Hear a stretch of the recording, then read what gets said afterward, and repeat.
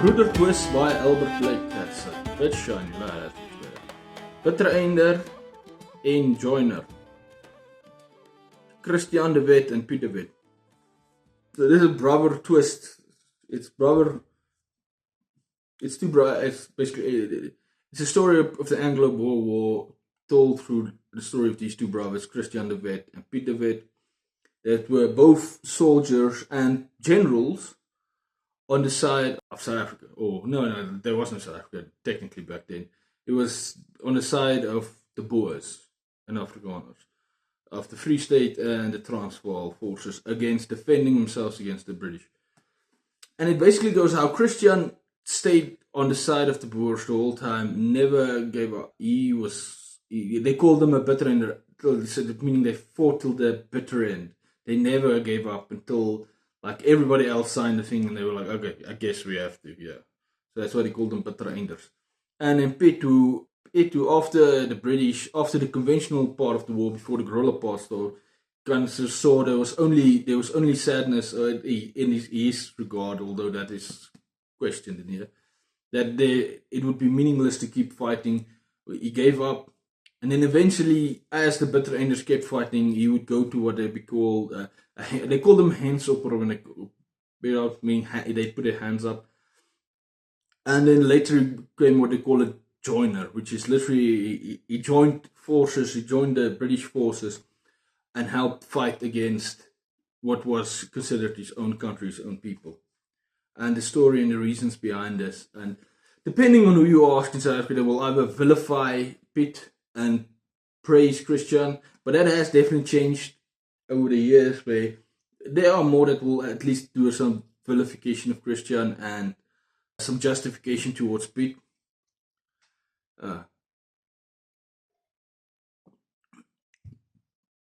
Because it was like, no, Piet saw the horrors that were going to come. So that would be like, Piet saw that there was just going to be horrors coming, and the concentration camp and the 25,000 women and children died, the white women and children, and that died in there. And like there was 25,000 black women and children that also died in black concentration camps.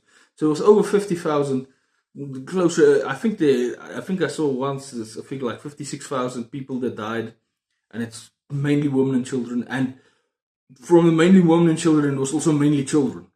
To make it like, that's how rough it was in the concentration camps of the Anglo-Boer War, of the British concentration camps. It was a nasty era, and if everybody gave up at the time that Piet gave up, then the concentration camps never happened. So that's the justification some people use for no, Piet was maybe in the right here. But then, I mean, Piet, the book goes deep into detail. What did each brother know? What didn't they know? It's hard to know what they know. It seemed that Piet might have given up more on family reasons. It's like, what were their wives' influences? And they never really reconciled the two brothers. It's really a tragic story of two brothers that were close in the beginning and then found themselves at odds with each other and could never reconcile their differences.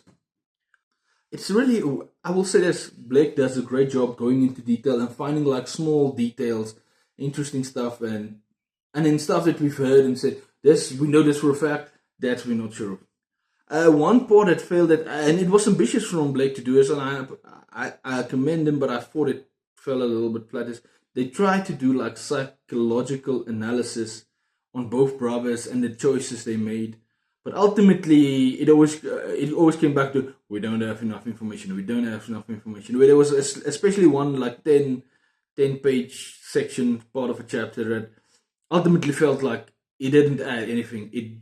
There was no conclusion. It couldn't be done. It's something that would have been interesting if it was possible to look into their psychics in that way, but it couldn't be done. But then ultimately it is just a tragic story.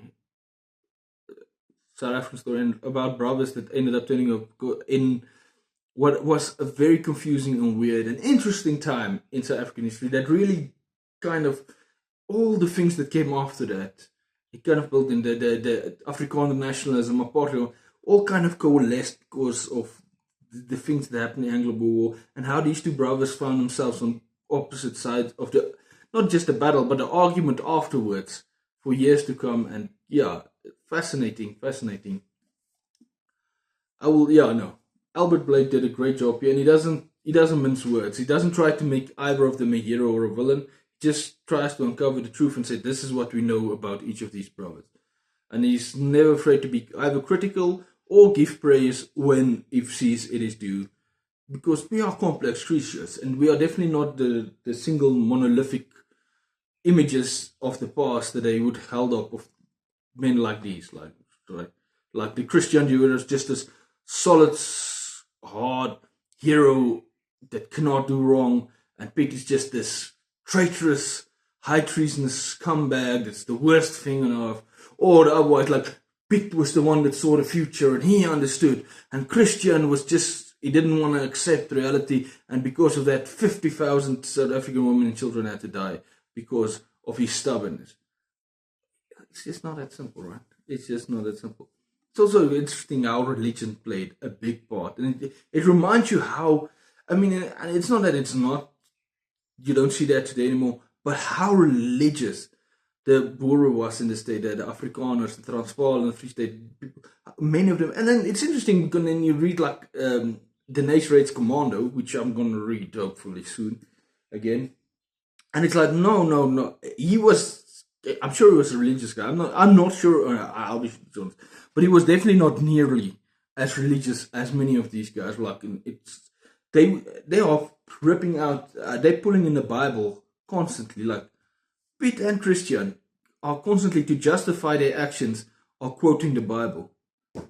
I couldn't even see that, even with super religious people these days in a war, actually doing that in South Africa. I'm going to specify it in South Africa. Yeah.